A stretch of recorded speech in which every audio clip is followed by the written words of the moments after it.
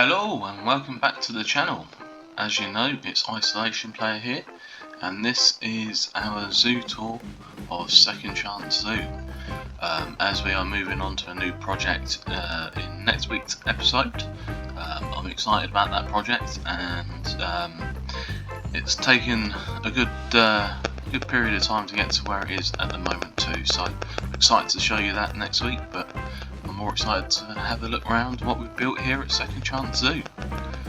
So remember back all them months ago when we started here, the entranceway with the decals on the wall and a waterfall system in the front. There we go. So I built this right in the corner so you could maximise space.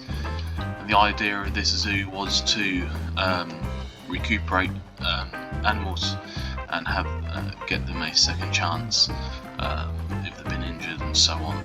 A bit like the channel when my computer broke, but I managed to get it fixed, and it was a sort of second chance at playing the game and doing YouTube. So I sort of thought the name itself sort of went hand in hand together. So there we go. There's the backstory of the zoo itself. I like this simple sort of welcome sign here with the waterfall in the background and a cheeky little view of the first exhibit here prior to actually going in and buying any tickets in the ticket office. I know most zoos, some zoos, they have this sort of welcome exhibit, and here the zoo was started just before the release of the Oceania pack, and so it started off with Oceania animals to start with, and then we went on from there. So in here we have the Tasmanian devils. There's a few in here from over time. And it's a multi-viewing habitat too, so you can see the window there. Be up and close to the waterhole, to where they go. So, yeah. Again, most of the building structures were Oceania pack, and same with the foliage too. So yeah, there's the Tasmanian devils. The ticket office here did start by someone's work on the workshop, but then we've created it and edited it slightly to how we wanted it and how to use it in our own zoo here, with the planters lining HQ, and then you can go around to the viewing glass here. Now the devil, he's still there, little cub swimming there, and so on there. There we go. So do you remember back to when we built this? If so, leave a comment down below. Let me know what you liked about it back then, and so on. And again, as we come out through the ticket office, most places have a gift shop near the exit, and again, these items came from someone in the workshop. Probably well used gift shop items, with another glass of viewing area here to the emus and the quokkas, something along them lines. These guys breed like mad. Had to cull quite a lot out of the zoo because there was hundreds in it. And to be fair, I've played most of the zoo in pause. As you can see, the years I'm only in year 13, but that's how quick they reproduce. A little pay area there for the gift shop. We'll go back out and around.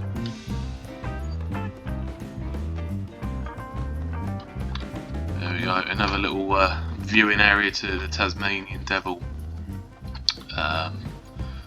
exhibit with their sleeping area just there, and then the outer viewing area for the emus and quokka.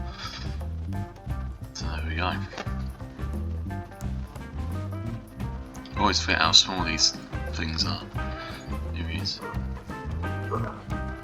Oh, it must be a baby because the bigger one's in the background. Oh, as we're in the exhibit, again, another viewing area there of the devils. So, that now brings us up a choice in direction to go. And we'll go left here to the flying fox cage. They're another one that reproduced like mad. I've had to cut out quite a lot of them in there. There was a walkthrough exhibit, but I've not used it as that. I've just used it as a sort of aviary type outdoor space that way.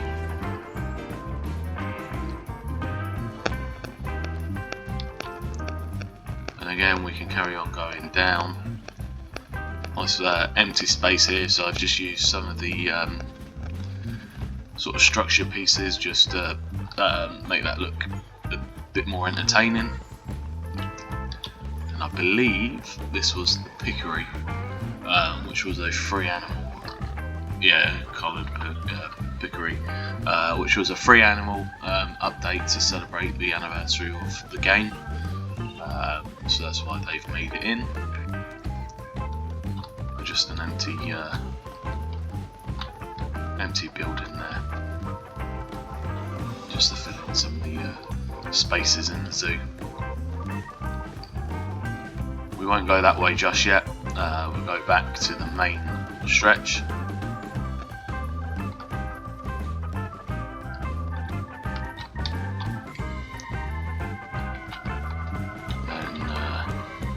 Right yet, we'll carry on round to Monkey Island, where we built a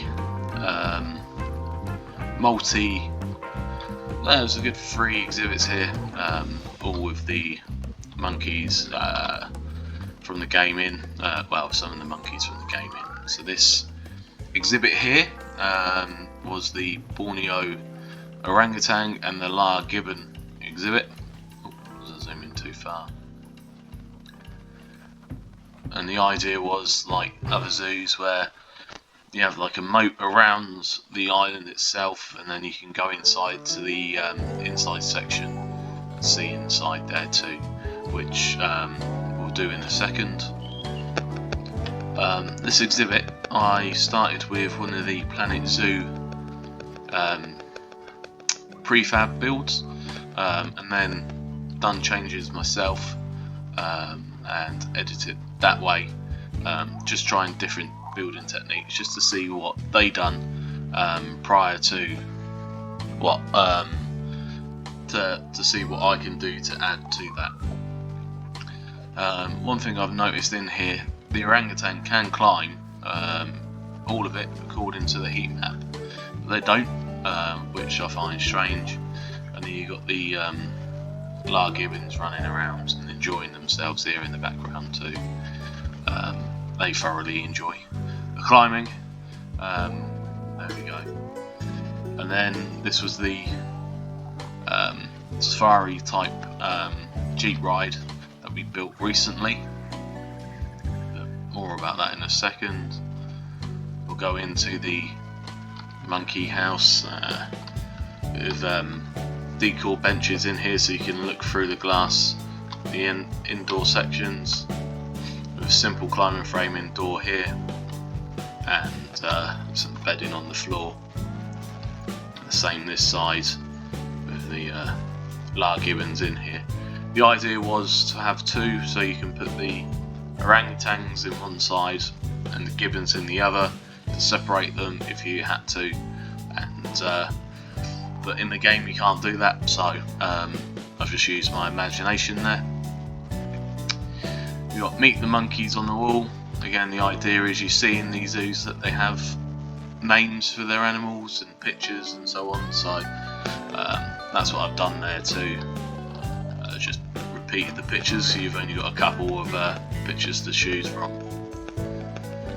And then the other side of the island, for some reason I was going to go with the koala in here, but then I thought, you know what, we've got the lemur, we've got quite a lot of lemurs so we'll put the lemurs in here instead, and later on in later episodes we could add the koala in here. Again, it seems to be quite a lot of lemurs in here, which I've missed to cut down the numbers, but that's alright. So we've got red lemurs in one side of the island, and then we've got the ringtail and the black and white lemurs in the other, and again, there's tons in here, reproducing like mad, and we will have a look on the outside of that just now. So a simple sort of climbing frame again, just basic layers so they can climb up, climb down. They can, I believe, climb the coconut trees too, so they've got plenty of climbing there. Again, the same sort of moat system to stop them swimming out.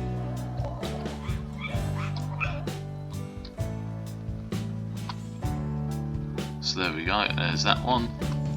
And on the other side, similar to the side we've just been at, the red lemur habitat here. Same sort of system again, a small island outside, land mass with your climbing frame and your moat system. Then we move on to the deer. So deer in the UK are quite popular, so I thought we'll add them in here. It's not uncommon to see them injured at the side of the road and so on, so we've given them a second chance here of a new life to come get in here and call these chickens are reproducing like mad. Quokers, bloody hell. And yeah, they can grow up here. If they can't be reintroduced to the wild, they can live here. So there's that one there. You know what, before we move down here, let's go have a look around on here. Our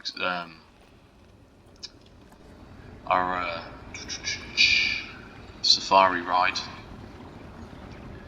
So you got your typical sort of hoof stock in here: ostrich, diamond gazelle, Thompson gazelle, springbok, zebra, and giraffe.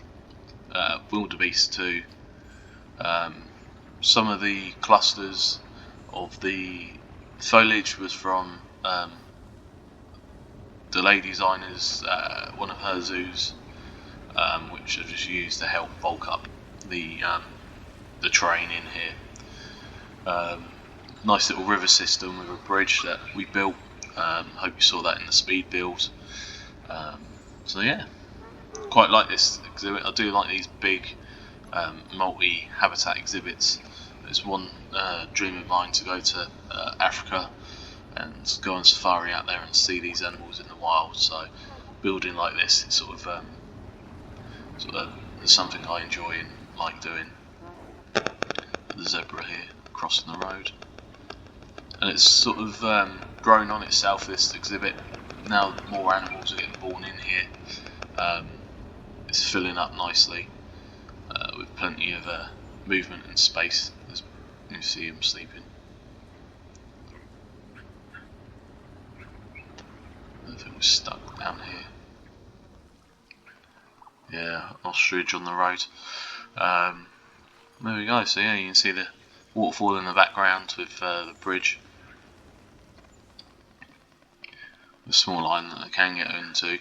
And then the moat system around the exhibit itself at the front here, just to stop the animals getting in and crossing over to the path system that the guests go on. Yeah, so baobab trees, good tree, fill them, plenty of space. There we go, there's that one. Yeah. That was a big job to do that exhibit. There's a lot of space, and the idea was that was gonna be where we ended the zoo and close it off together. However, we decided not to and carry on there, and I'll show you where we carried on a bit later on the tour and the reasons behind that.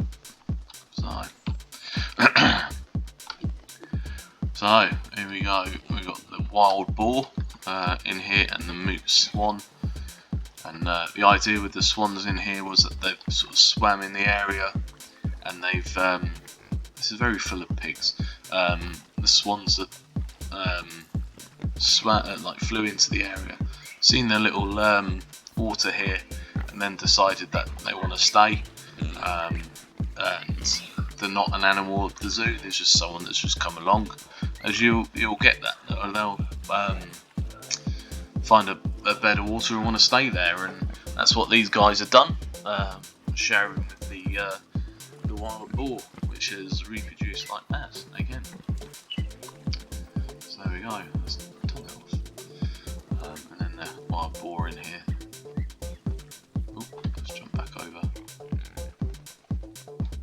This is the back of the orangutan and Lar gibbon habitat too. I like doing the detail root work and rock work around these islands. It's something that I think I've done really well this in this zoo, and sort of kept all the foliage work in the spare gaps, as I missed this bit here, quite dense. You see that in zoos. Some of them in like wooded areas. We've recently been to Edinburgh Zoo, and all the areas other than exhibits were lush grass and sort of woodland. So something we've tried to do in here, and to help the wildlife that isn't actually in the cages in the zoo, actually wild animals. They want somewhere to go. So there we go, we're back to now the emu exhibit and the gift shop. So if you had enough at that point of the zoo itself, you can go back out to the gift shop and so on. Or we can go back through to the new area, what we built recently in recent episodes, which is just down here. Again, like I said, I did close this all off and thought, you know what, let's carry on building the second chance zoo. There's still plenty of animals to build for, and that led to one of my favourite exhibits of the zoo itself, the little penguin exhibit here, which I thoroughly enjoyed doing. I think it's turned out to be one of the best exhibits I've built personally. Let me know in the comments below if you think the same, if you enjoyed this build or not. But I honestly think it was one of the better builds I've done in most recent times anyway. Got the decals here, the stickers, the underwater viewing here.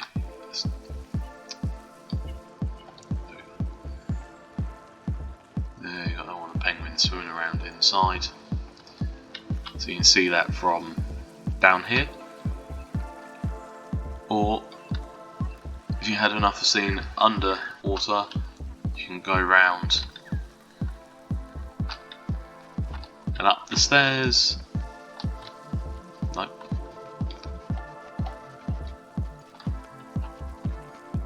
Up the stairs even, that's better. And you can have a look at them from up here. We've got the nest box is here, which you see quite common in zoos. They have the other outdoor sort of nests or boxes for these guys.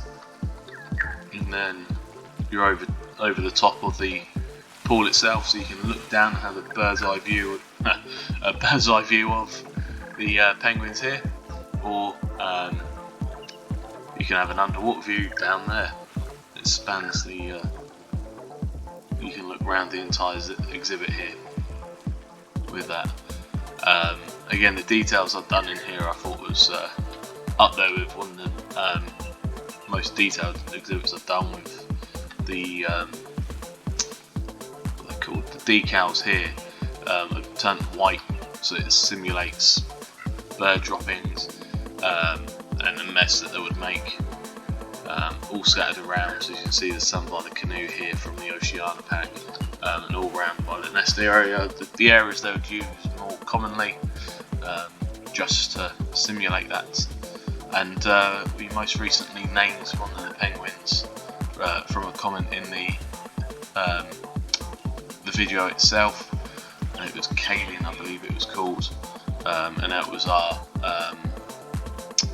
white little blue penguin, which I can't see at the moment. Unless he's over here. No. But our albino-y little penguin. It's really off having some fun in the water. In fact, that looks like it there. There we go. So there's our little penguins, and like I say, I enjoyed that build, and I think it's one of my better ones. There. So then we're over to our most recent builds, and that was for the barnyard pack. And we've got our foxes here, which was a small exhibit that's we built most recently, just to sort of use as a rehome and sort of rest up area for the foxes that probably live in the zoo itself and hunt down mice and rats in the zoo, and they get injured or so on and so forth, and they grow up here. And that was just a simple exhibit for them to grow up in. And then we go over here to our pigs. They breed like mad and all. God blimey. A nice, again, open, muddy exhibit, because the pigs, they do cause quite a bit of mess with the muddy water puddles here. You can bathe in. The idea is that sort of they wallow in there, get covered in the mud, stop them burning, and then go from there. With our own little pig houses that we built just over there too. So yeah, there's the pigs, and this is all being built the other side of the safari exhibit. And our first built-in area, the chickens have gone mad and all. The first built-in area for the goats and chickens. The idea, this was an educational centre, so you can come in here, you'll have a member of staff sit on this hay bale here, and guests can sit around and feed the goats, feed the chickens, hold the chickens, and learn about them that way. And then it's just a simple, bloody hell, there's chickens everywhere. Just a simple area here. And then on the inside they've got a slide-in sort of barn. There is chickens everywhere. You got a sliding barn door area, so they can come in here. The idea is this is where the chickens lay at night, the chicken coop area where they can lay their eggs, and so on and so forth. And then you can view them inside and outside if you wanted, giving the animals plenty of space and opportunity to get out of the sun. So there's that one. Then our last build for the alpaca and sheep, which you saw last week, just finishing off the barnyard animal pack. Animals all in here. Since last week, I haven't been in the zoo that much, but the sheep have reproduced like mad too. But it gives us opportunity to see baby lambs, so that's the main thing. And the alpacas there, we've got a baby alpaca too. Cool, blimey. So yeah. And then lastly, but not least, well, I'll say, not lastly, we've got our Highland cow exhibit here. A couple of calves there showing the different coloration of the fur. So it's got its outside viewing area here, and then on the inside you've got your indoor viewing area here too. Again, if you wanted to feed or stroke the cows, you can do from in here. The idea was it was a bit like a storage area here of where the staff could keep their bits and pieces up there. You see the food and so on, just to fill in the space really. A choice of paths, so we'll take this one here closer to the animals. We see all the same sort of building techniques around the edge of the zoo with these big giant planters. And then we've got our last exhibit on the tour for this season of Second Chance Zoo, and that is the donkey exhibit. The idea behind this one was for you to get in and go on a donkey sort of rides. You can ride the donkeys around the exhibit itself, and go from there. So you've got a couple of spare carts here that you can climb on if it's busy, and give the guests a ride around on the donkeys. So you go in here. You can either climb up as a group on the cart, or individually you'll step up on here, and then you take a little ride round the track here, and go from there. Again, we've got a few donkeys in here. We started with 4, and I believe they've now, as you can see, got some foals in here too. And again, the empty shell of a barn which we've just literally thrown their bedding in and water, just to sort of use it as that sort of off-stage area. And the idea is over here that they can get away from the beaten track itself, and go from there.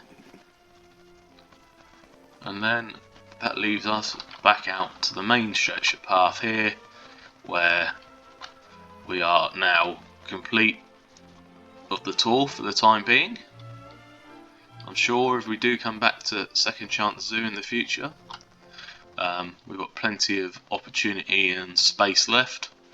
As you've probably seen me say recently, we've only started building in the corner when we started the zoo, and made our own entranceway over here, right in the far right hand corner of the map itself. So we've got plenty of space still to go in and build in the future. If that's something you would like to see going forward, as another sort of season, like a season 2 if you will, of Second Chance Zoo, then let me know in the comments. If you've enjoyed the zoo tour, also let me know, give me a like, and on to a new project next week. This project itself was come inspiration from a holiday I've just been on, and someone I was talking to on Discord in one of the Planet Zoo channels. They've offered me some mods of an animal. I'm not going to say yet. I don't know if I've said recently. If I have, you can go back and get that little nugget of information and use it as you will. But we're going to use some modded animals in this new zoo, as we did do in our previous zoo. I believe it was Suo City Zoo we used mods in, or the one before that, to be fair. I did like modding. It's not endorsed by the game whatsoever, but gives you that option of different animals. And I've been an advocate of aviation. It's not planes. An aviary pack of some sort. So your lorikeets, your budgies, and parrots, because you do get them in zoos. Like I said on the tour, we had on my holiday, we went up to Edinburgh Zoo in Scotland, and some of the first exhibits we saw were of pelicans and different types of birds. So why have we limited ourselves with, alright, we get the storks and the swans now, but emus and ostriches? There's plenty of other birds around the world, which you've now got the movement of the flying fox and the butterfly. Surely it's you could get a rig of a bird to use the same routes as they do in the exhibit boxes, and I'll be happy with that, to be fair, just to have that sort of flying bird element to your zoo. But there we go, that's my thoughts. If or not we get that prior to the game finishing its cycle of updates and DLCs, I don't know. I don't think it will. But there we go.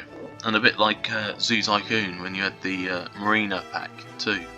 I wouldn't mind seeing dolphins and whales and fish come in, like your sea life centres, your Blue Reef aquariums and so on.